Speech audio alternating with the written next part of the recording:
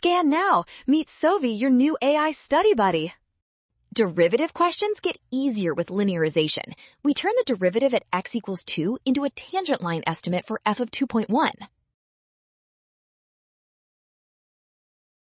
First, find the slope at x equals 2 by plugging into f prime.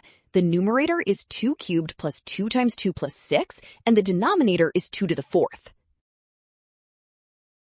That gives 18 over 12, which simplifies to 1.5. So use linearization. F of 2.1 is about f of 2 plus f prime of 2 times 0.1. Now substitute the given value f of 2 equals 0.76. 0.76 plus 1.5 times 0.1 equals 0.91, so that approximation lands on option C. Well done! Option C. Scan now. Trap, sign mistakes, and rushing. Rule, trust the given values and check each step before choosing.